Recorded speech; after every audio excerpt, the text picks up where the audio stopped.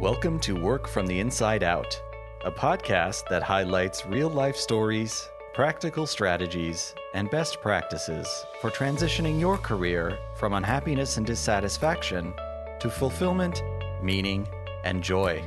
Now here is your host, career and executive coach, Tammy Guler-Loeb. Hey, everybody. I am so excited to introduce you to my guest today. Tara Bradford is the CEO and founder of Ray Media Group, a strategic marketing communications firm and sought-after communications coach who has worked with everyone from startup founders to Inc. 500 executives to help them be seen as trusted experts.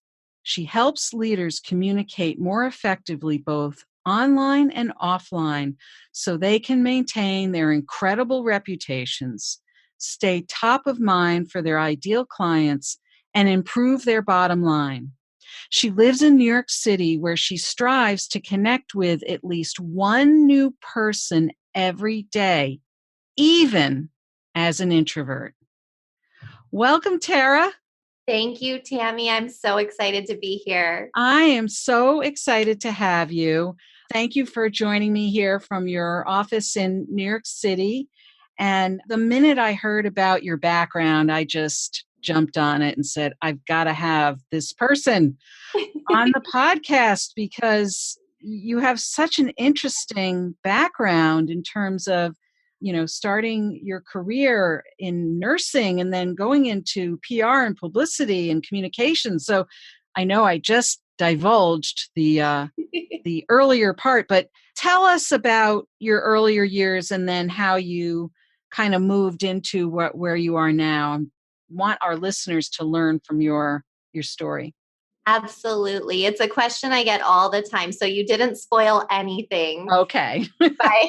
by saying what the before and after were, because so many people ask me, how did you make that leap? Like, how does that even happen? Yeah. And so I spent a decade of my career working as a critical care nurse and working with people on life support who had been in car accidents and helping. I felt like I was really helping families communicate with each other and helping doctors communicate with families. I was kind of like the mediator between everything. And in critical care, especially with trauma, you not only have one doctor who's managing the care of the patient, but you probably have about 5 of them, different specialists coming in.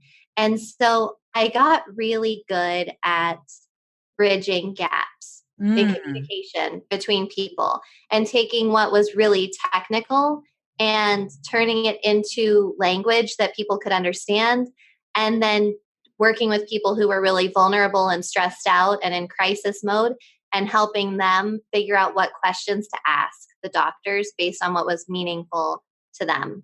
So after 10 years of doing that, I started to notice patterns in the people that I was taking care of, and I decided I wanted to be a coach. And I didn't really find coaching. I didn't know that that's what I wanted to do. It sort of found me. I was about to go to grad school, and at the very last minute, I decided it was not the right path. I was in New York City. I was loving living here. I was still working as a nurse.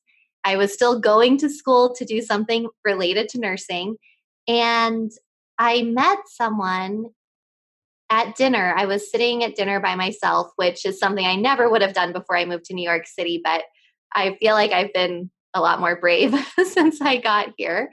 And someone at the table next to me, he just started talking. He was like having the best day ever. And honestly, I wasn't having that great of a day and I didn't feel like talking to anybody. And you mentioned I'm an introvert, so I was like not making eye contact.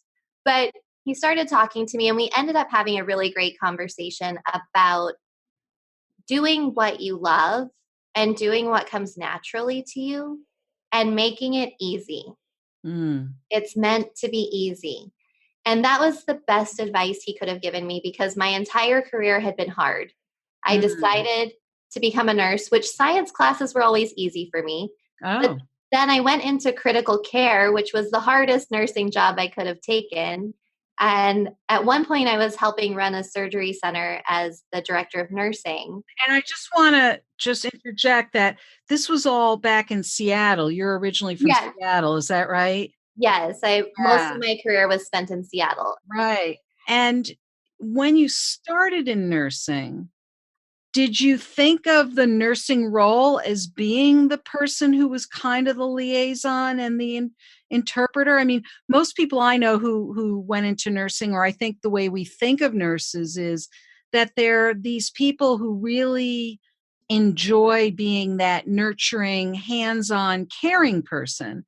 So it's interesting to hear you talk about the role you had, because I think we all get it that the nurses often are the ones who really run the show and really are the communicators. Like if you really want to know what's going on, you talk to the nurses, right? So it makes sense what you're saying, but you did go into nursing early on with a different vision of where that was taking you, I think. Is that right? Right. Yeah. Right. And so my idea of nursing was the same as what you just described. I thought, I'm just going to take care of people and I want to help people and I love science. And so it all makes sense. Initially, I was pre med, I was going to be a doctor. Oh, okay. I switched to nursing halfway through my prerequisites because I wanted to go through school faster and travel the world and do some other things. Uh-huh. And residency didn't look that appealing to me when I was 19 years old. Yeah. And so I switched to nursing. And it's interesting that you mentioned that because I just remembered we had to write a personal essay to get into nursing school. And I Mm, think the school I went to was number 6 in the country when mm, I applied. So it was pretty competitive. mm. And I didn't get in the first time. And my Oh. entire personal essay was written about how nurses are so caring and nurturing. And I just wanted to help people. Mm-hmm. And I talked to the admissions advisor after that because it was one of the first times I'd ever been rejected in a school setting. I was a honors student, super nerdy, Oh. straight A's, like high achiever. And here I was not getting into nursing school when I had just switched from pre-med and I was devastated. I was I like, bet. how could this happen? I'm just trying to be a nice person. Life lessons, huh? Right? So I asked them, what could I have done differently? Mm. And they gave me a couple of classes I could take over the summer. And then they also said you need to rewrite your essay because every essay we get says the same thing. People just want to help people, but you need to say something else. Like, is there Yeah. anything else? Mm. And so I started thinking about the nurses that I knew. And my aunt was a nurse, my grandma was a nurse, and I had had some professors in college that were nurses. And they all tell stories. We have tons of stories. We even talked before this podcast episode about how we could have multiple episodes about all of my stories. That's for sure. That's right. Yeah.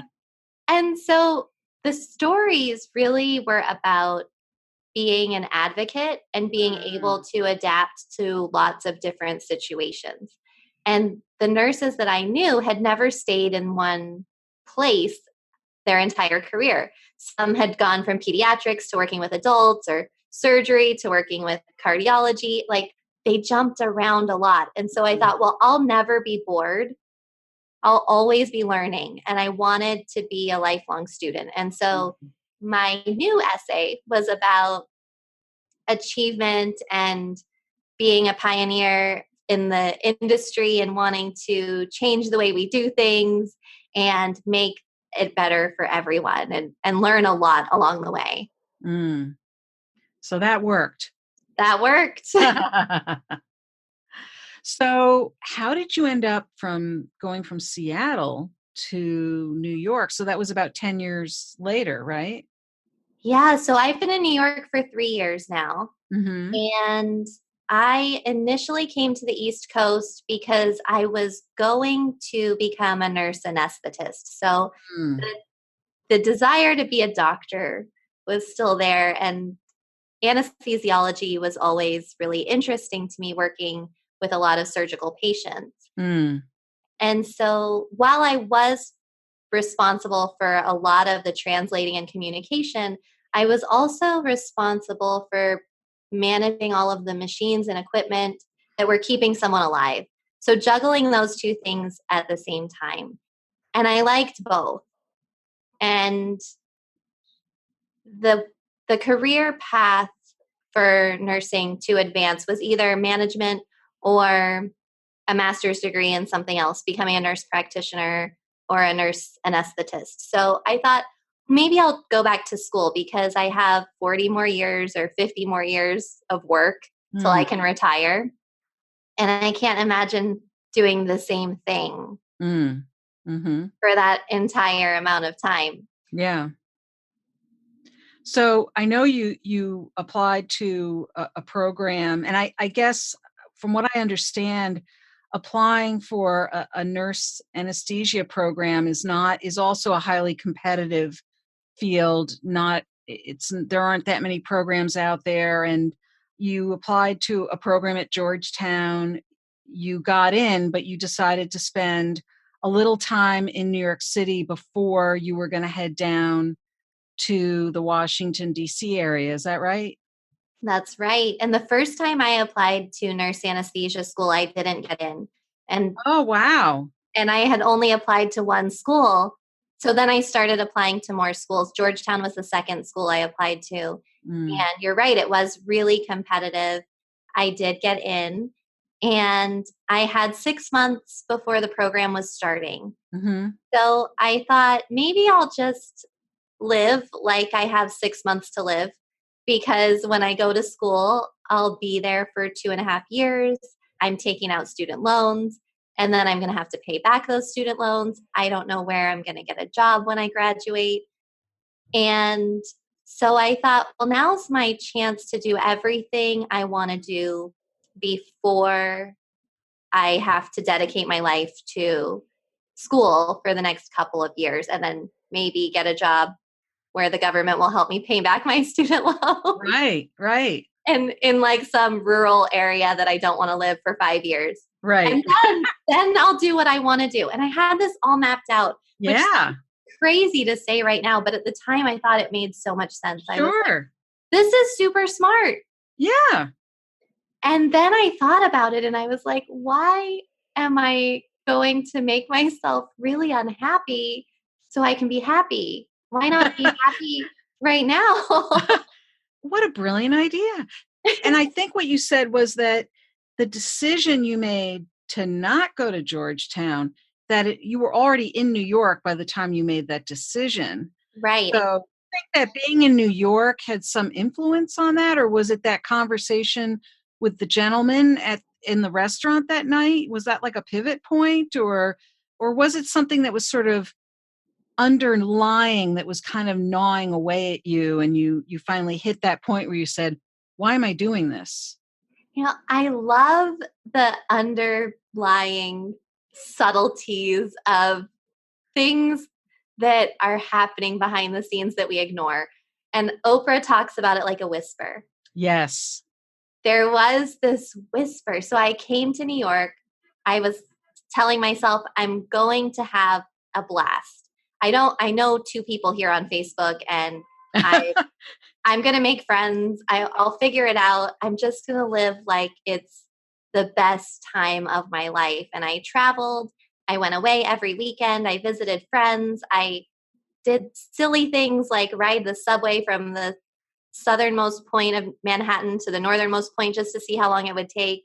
And just like, I was afraid to ride the subway. So that was a big deal for me. Wow. But little things like that were scary. I was afraid of heights, and I went on a helicopter into the Grand Canyon. I was afraid of public speaking. And later that year, I started teaching a class about neurology at NYU. So there were a lot of things where I just thought, I'm just going to do whatever I'm scared of, or whatever I've been putting off until later. And those little things started bringing me joy.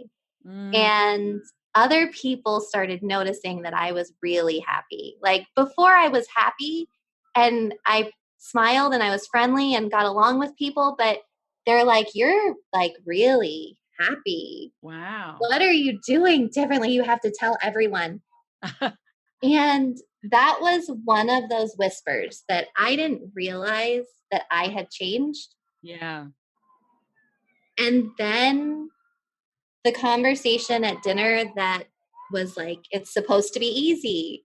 And what do you like doing? And at the time, I had helped some other people get into grad school. Just they thought they were 5 years out from applying, and when you accomplish something that other people wish they were accomplishing, they Yeah. say, "How did you do it?" Yeah. Or "I wish I could do that." Or maybe one day when my kids are older, when I have more experience, when Right. whatever the excuse is. Right. When And you so, get around to it. right. And so those people were coming to me and saying these things, and I was helping them achieve their goals. And I want to put this in context too, because here you were, you had moved to New York City just because you had 2 Facebook friends in New York City. You're an introvert, and you just decided you were going to swing wide and do things that scared you. You had this sort of anchor of this graduate program you were going to be going into. So it almost gave you this little pocket of time in which you could experiment and sort of go wild. And now you had people coming to you for advice and counsel, and you barely knew anyone. Right. Right. I had a temporary job working as a nurse, and temp jobs, if anyone's ever worked a temp job, you know that you're not at the top of the food chain. You're like at the way bottom, like in the sub-level basement. So it Yeah. wasn't like it was easy to get along with people, but I Yeah. managed to get along with people, and it worked out. And it was just through being helpful and sharing what I know, which is something I've always done. Yeah. And it wasn't until that conversation in the restaurant that I realized I could get paid for that. So Wow. I didn't know coaching was a thing. Yep. That person was a keynote speaker. And it's so funny because we didn't even exchange names or business cards or anything. I mean, now I would have gotten contact information or connected on LinkedIn or something. But back Right. then, I wasn't thinking about starting a business. I wasn't thinking about filling my Rolodex of contact. I was just having dinner. And And so, you were just talking to this stranger who said something in a certain way to you that just sparked, it was like a trigger. It was like a trigger point that just got sparked. And right. it was a pivot point for you. And you know what it was? He was having the best day of his life Yeah. and just so happy and smiling. And you could just tell that he was really fulfilled with whatever he was doing. It didn't matter what it was. Mm. And I asked him about that because I mean, people were coming to me telling me that I looked that way, but I couldn't see myself. Yeah. And so to see another person that was just like beaming, Yeah. I was like, oh, that must be what people are talking about when they're telling me I look really happy, because I Yeah. didn't think I was not happy. Yeah. And so I started asking him questions, and he was giving a keynote speech. And I said I was afraid of public speaking. And he said, you know what you're meant to talk about when you can get up on stage with no notes, no preparation, you don't memorize anything, and you have no slides, and you talk for an hour, and people in the audience are taking notes, and you got paid to stand there and talk about something you love to talk about. Hmm. And I thought, wow, that's the opposite of grad school for me. Yeah. That was the moment where I thought, Yeah. I'm setting myself up to go to grad school to learn stuff that's hard, that's going to be challenging, that a lot of people fail out of and don't finish the program. And it's a big investment. And I know I can do it, but I'm making it hard on purpose. Mm. Yet I get the feeling, based on what you've said already, you are not somebody who runs away from a challenge or something that's hard, but there was something else about this for you that was making you think twice about grad school. It wasn't just that it was hard, because look, you went into you took a helicopter ride, you rode the subway, did all these other things that scared the hell out of you. And those things were hard in some ways. So what else was it about that became kind of that pivotal point for you? Because there is something, I think, about the notion of ease that has to do more with alignment with who we want to be in the world. And the word it's not about it being easy when we Right. talk about ease, right? Right. Because again, I don't think you run away from challenge. Right. And you're absolutely right. I don't run away from challenge. And I think the other little whisper was about creativity. Aha. And I remember when I was a kid, I loved to draw and color. And even in college, I was in a sorority and we would make these little cards. I was that kid in high school that folded the letters to my friends in all these weird shapes.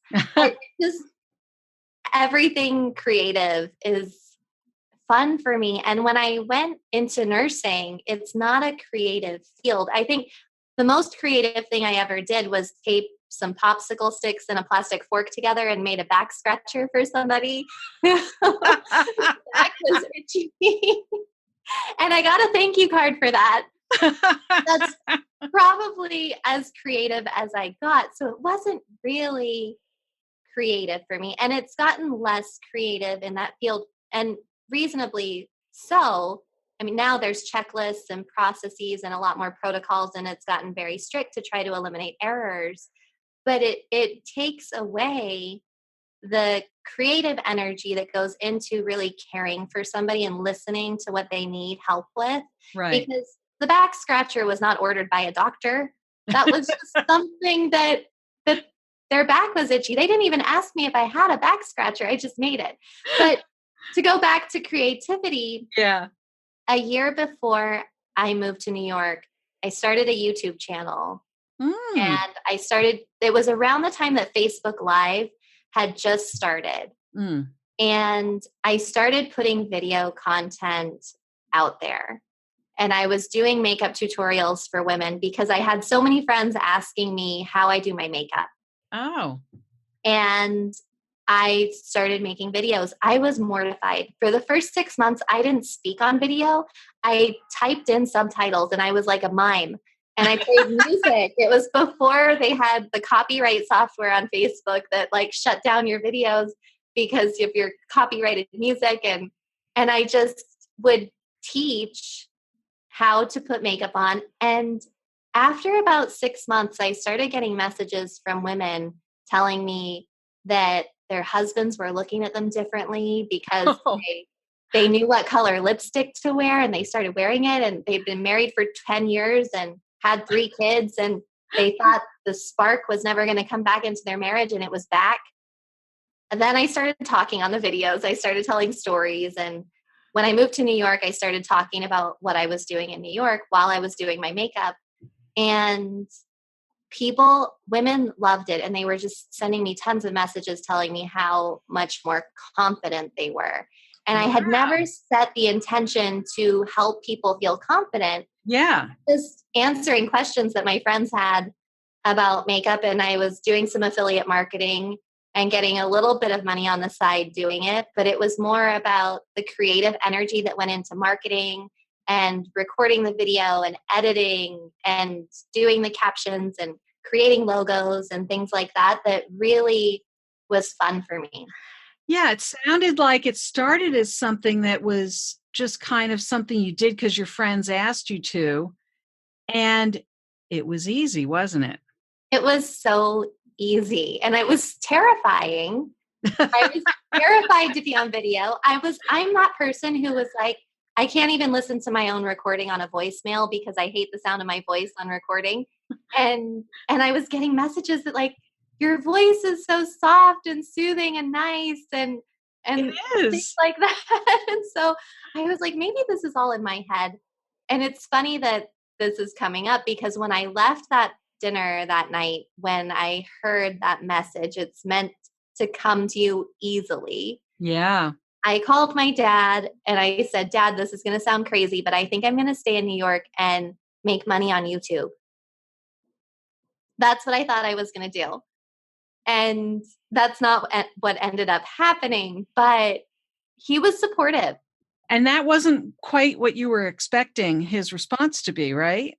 It wasn't what I was kind of a traditional kind of dad, wasn't he?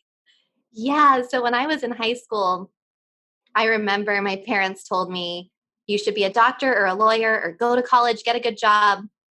You need to be financially independent and you need to be able to take care of yourself and save for retirement and buy a house and all the things. And so I was raised to be very responsible and not take a lot of risk. Yeah. And when I decided not to be a doctor and I wanted to become a nurse, I had job security, but financially, I was going to be making less money than I would if I was a doctor. So it was kind of going against, I was kind of a rebel there. Ooh. But it's that conditioning, right? That Right. many of us have been given certain messages about, as what life should be and what it should look like and how we should take care of ourselves as adults, right? Right. That childhood and young adulthood are that training ground and that time where we're supposed to be preparing and setting the stage for that secure and stable adulthood, right? Right. And then we get there and we say, or some of us say, wait a minute, um, I've arrived here and I'm looking around and I'm thinking, I think I might want something a little different. Right. Do I have the guts to go against what I've been taught? And will they still love me? How will And they it's react? scary. Of Yeah. course it is. Absolutely. But your dad was very supportive when you told him you weren't going to grad school, right? Right. I mean, we had a lot of conversations about the nursing decision and things like that before. So this came at a time when we had resolved some of those conflicts that I'm stubborn and I remember him telling me, why are you calling me to tell you what to do? Because the Tara I know doesn't let anyone tell her what to do. And I thought, that's true. Thanks for the reminder. But part of wanting to go to grad school to become a nurse anesthetist was that part of me that felt like a failure for not becoming a doctor. Aha. Oh. And so when I felt that, when I was like, this decision is being driven by guilt or shame or like failure, past failure that doesn't really mean anything right now. Right. And it's not what I really want to do. I think I would have been great at the job. I would have done great in school, but it wasn't, like you said earlier, it wasn't aligned with what I was really passionate about and what I wanted to do. And the thing I was passionate about was helping people before they hit rock bottom. I was thinking there has to be a way for people to not have to hit rock bottom in order to bounce back, because when I was with people who had been in accidents or avalanches or run over by a tractor or fallen off of a building or something like that, a lot of the time, and I know the statistics don't support this, but a lot of the time where I was working, drugs and alcohol were involved. And people were depressed. And there was a lot of, even successful people were depressed. There was no, like, I took care of people who were homeless and I took care of people who were at the top of their career path.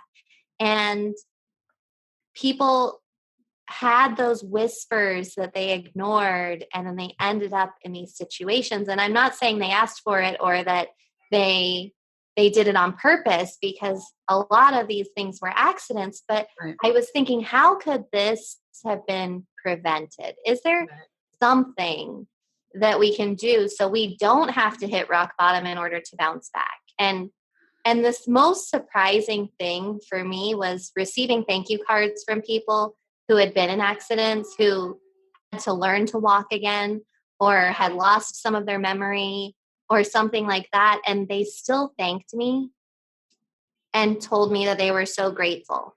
And to see people think that their lives were better after the accident because now they had dealt with all of the things that they were that they had been brushing under the rug, Yeah. it made their lives better regardless of their physical condition, Right. Right. was like, it was surprising to me. I was in my 20s, so I didn't really understand that part. Yeah. But also, it was inspiring that if we could learn the things that they learned in the hospital at their lowest point, when we're at our highest point, then we could potentially prevent ourselves from hitting rock bottom. Mm-hmm. Mm-hmm. So I thought, if I'm going to do this, if I'm going to teach people how to do this, then I need to not hit rock bottom again myself, because I had hit the top of my career path, like you said, and I was looking around. I was director of nursing. I had the title, the 6 figures, the Mercedes, the penthouse apartment in Seattle, overlooking the water, the dog, the husband, all the things. And I wasn't happy. I was looking around like, I did it. I'm 25. I just coast for the next 40 years. Yeah. Like, I don't get it. Yeah. And then here I was again, after hitting the rock bottom of being divorced and leaving my job and taking a pay cut and selling my car and moving out of my apartment, which I wouldn't recommend doing it that way. Right. Well, look, nobody would recommend that, but this was the path that you were on. And Right. obviously we're skipping over a few pieces of your story that, we have just so much time on this conversation. I know. But I think people get the idea that, look, you had a bunch of things going on in your life and you land in New York City, which is one of those places where if you don't get an education in life anywhere, it's going to be in New York City, right? Because I remember when we talked, you said that some of your closest friends when you first came to New York were bartenders. Yeah. And bartenders, they're like therapists and counselors without the degree, right? Right. They see and hear everything. And they can't get away from you either. They have to talk to you. That's true. Well, they at least have to listen, right? And so you meet this guy in a restaurant. It clearly it changes so much for you. So you decide not to go to grad school. The question still, so you decide to go into coaching at that point, or because I know, how does that then translate into marketing and communications and public relations and all those things? So right. How do we, I'm curious, where do we I know. together? So I ended up I got certified as a high performance coach, and later was certified as an NLP practitioner and hypnotherapist and a few other EFT practitioner. And NLP is neuro-linguistic programming. Right. Yeah. And so I started coaching people on their personal brand to figure out who they are, because one of the pivotal moments for me was when a friend said to me, I'm so happy you finally see yourself the way the rest of us have always seen you. Mm. And that moment of feeling fully, authentically me for the first time, like the person I am when I'm hanging out with my friends, having lunch or tea or something, is the person that I was on video on Facebook. Right. Is the person that I am when you meet me on the sidewalk, walking down the street and bump into me. Like, that's who I am everywhere. Yeah. No more mask, no more hiding, no more pretending. Yeah. No more trying to make my parents proud. Right. I still want them to be proud of me. Anyway. Right. I still want them to be proud of me, and they are, but it wasn't forced anymore. And so I thought, well, I want to help people do this. I want to help people with their personal brand to achieve what they want to achieve and present themselves in a way that's authentic, so that they start attracting the opportunities that are aligned with what they want. And instead of attracting things that are the things they don't want, because it's so much easier to think, I don't want this. I didn't want to leave New York. Right. And here I was leaving New York. Right. So I started my website in October of that year. So I moved to New York in February, started my coaching practice in August, put up a website in October. And in December, 2 months later, I met the executive producer of the Dr. Oz show. And I was almost on the show. But just meeting that person and getting pictures with Dr. Oz and being in the audience or backstage of the show and getting to listen and meet people, I had never known anything about public relations before that moment. Uh-huh. So that was like an education for me, just being there for the day. Sure. And then I realized that I could generate leads. I could get in front of my ideal audience if I got more publicity. So that I made that my mission, my first year, to get featured in the media and to figure out how to leverage that for my coaching practice. And I ended up getting featured every 2 weeks for an entire year, which then continued the following year in HuffPost, Bustle, Cosmopolitan, Glamour. I remember one of the writers at Cosmopolitan called me for an interview, and she asked me, she said, "Are you in the industry? Are you a journalist? Because you write like a journalist." Oh. And I said, "No," but it was flattering. And that's a magazine that I was reading as a kid, like in high school, as a teenager, in college. So I thought, that's interesting. And just picking up those clues from other people as to what I was really good at and aligning that with what people will pay you for and what you enjoy doing, ended up, by the end of that year, I had coaching clients. I was still working as a nurse. I was getting all of this publicity, and people started to know me as the publicist. Uh-huh. And a great writer. And people came to me because I was a great writer, and people still come to me for that. So at the end of that year, people started asking me, "Can I just hire you to be my publicist? Will you just do this for me?"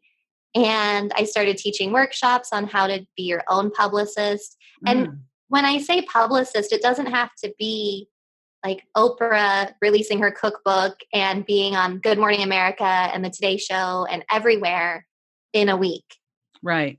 I think for small business owners, it's a great strategy to be top of mind for your ideal audience over the course of 12 months. Right. So that they're always thinking about you, because people need to see you consistently to know that you're still there. I mean, there's so much information out there that if we're not seeing things repeatedly, then we forget about them, because our brains can only focus on a certain amount of information at a time. And so by using this strategy to create interest and word of mouth referrals and build an audience of people who know you, like you, and trust you, that's the strategy I use now for my clients to help them build their small businesses and create that consistent lead flow into their marketing funnel. Yeah, that makes a lot of sense. So, and another thing that I just wanted to pick up on that we had talked about was you had said, if you want to be disruptive, tell the truth. Can you say a little more about that? Yes, I can. So, I have so much to say about this, but I think, so I am certified in reputation risk management by the Public Relations Society of America, and reputation and personal branding, I think, go hand in hand. And sometimes people are really scared of PR because they're like, what is everyone going to think of me? Right. And I think the benefit of going into this without knowing anything about PR is that I went out there and made all the mistakes. I talked about past relationships. I talked about failures. I talked about vulnerable things in my life. And it's interesting.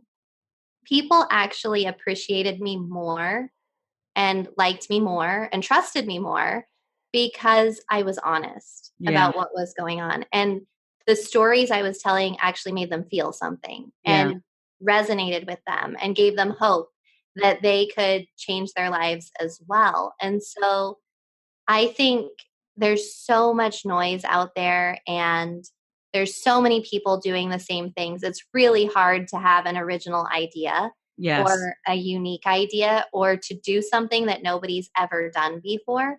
And I think that's where a lot of thought leaders take a wrong turn and get stuck because they think, oh, I have a new idea, and they Google it. And then there's like 500 pages of Right. everyone doing the same idea. Yep. And they're like, darn it. I Or know. you check the trademark website and someone's already trademarked it. And so Right. you're back to the drawing board and Right. you overanalyze everything and overthink it all. And so you get stuck. And the point is not to be the first person to come up with an idea that nobody's ever come up with before. Right.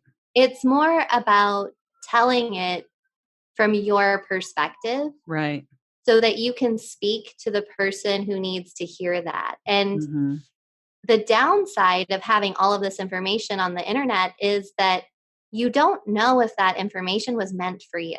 Yeah. And from a marketing standpoint and a PR standpoint, and just even individuals speaking to each other, we all have our own history and background and perspective for Yep. any conversation that we enter into. Yeah. And sometimes the things that we're writing and the information we're sharing is meant for a very specific audience. And so it might not be meant for you. And the reason I say this is because I've had clients in the past who have read books or seen articles about productivity and they think they need to do more. And when you're working with high achievers, and I know Tammy, you probably work with a lot of high achievers as well, Mm-hmm. Yep. they're already doing everything. Right. Right.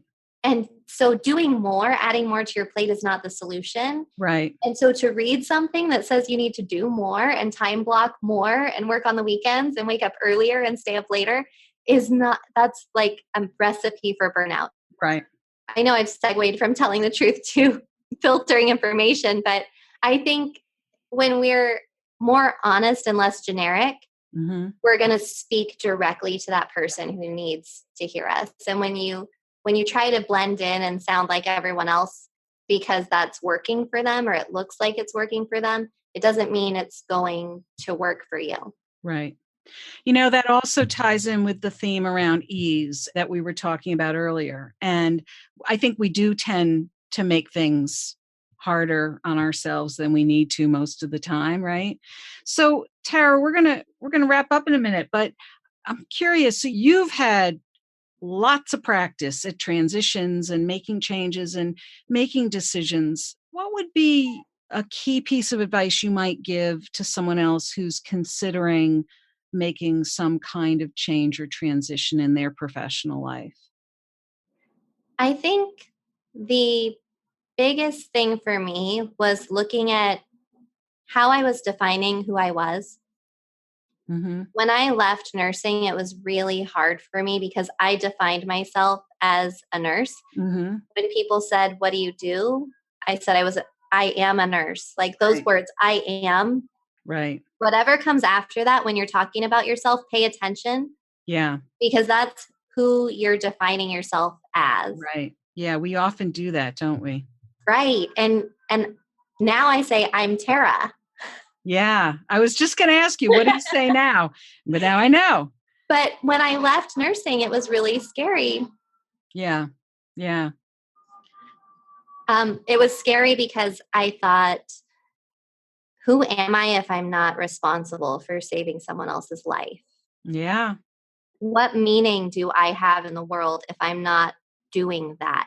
And Wow. I didn't even realize how much stress I was putting on myself by holding myself responsible for that.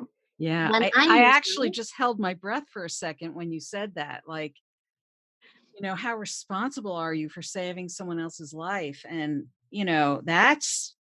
that's big. I mean, it's both meaningful and purposeful, but it's not all on you, is it? it's not. And I thought it was. And when I left, I felt like a weight had been lifted off my shoulders. Yeah. And so that's how you know that fear is holding you back and that you're allowed to reinvent yourself. You're allowed to change your mind. And if you're not doing it because you're afraid, just know that you'll feel a weight lifted off your shoulders when you're honest with yourself about what you want to be doing. And I wasn't being honest with myself about the number of hours a day I wanted to work the lifestyle I wanted to live, Right. the freedom I wanted to have with my schedule, all of that played a big factor. So for me, it wasn't about not wanting to help people anymore. It was about wanting to put myself first in a way that allowed me to help more people. Yeah, you got it. Well, Tara, thank you so much for your time today. If people want to learn more about your work, and I know you have an offering for our listeners as well, I do. I'd love for you to tell us a little bit about how people can reach out to you. And I know you have a free PR checklist, and we're going to include that in our show notes so that people can get access to that. Tell us a little bit about how people can reach out to you. Awesome. You can find me at TaraRayBradford.com, and Ray is spelled R-A-E. The PR checklist is on my website, and if you sign up for it, you'll get 5 videos that take less than 10 minutes a day to upgrade your online presence so people start seeing who you really are and why you are the go-to expert in your industry. Nice. Well, thank you again so much. This was really just delightful. Thank you so much for having me. We could talk for hours. I know. I hope you enjoyed my interview with Tara Bradford. It was so interesting to speak with her and learn about the various pathways her professional and personal journey have taken her. What is your key takeaway from our conversation? Is there something you'll put into action this week that you'll benefit from for years to come? Share what resonated with you in the show notes at workfromtheinsideout.com. Look for episode 034. That's also where you'll find all the links and resources from today's podcast. Are you thinking about what's next for you? Ready to consider your options and begin a process of exploration to get the clarity, energy, and plans you need to move forward? I am piloting a small group for 4 to 6 professional women who are curious, willing, and ready to engage in a 3-month program that offers the information, inspiration, and support you need to get where you are going next. Cohorts are beginning mid-September 2019. By the completion of the group, you will be refreshed and ready to take on new endeavors. Are you interested? Do you have questions? Contact me through my website or through email, and we will schedule a conversation to explore the possibilities. If you enjoyed this episode with Tara, please share it with your friends and colleagues, and don't forget to subscribe so you don't miss next week's show. Remember, subscribing is always free. Are you enjoying the podcast? I'd love to read your review on Apple Podcasts. It's easy to find my page at tammygulerloeb.com/Apple. Thanks so much for listening. And remember, it's never too late or too impossible to increase your sense of fulfillment and satisfaction in your work and other meaningful activities. Let me know how it's going for you. And who knows, maybe you'll be my next interview on this podcast. Bye for now. Thank you for listening to the Work from the Inside Out podcast. For more information, you can find us at www.workfromtheinsideout.com.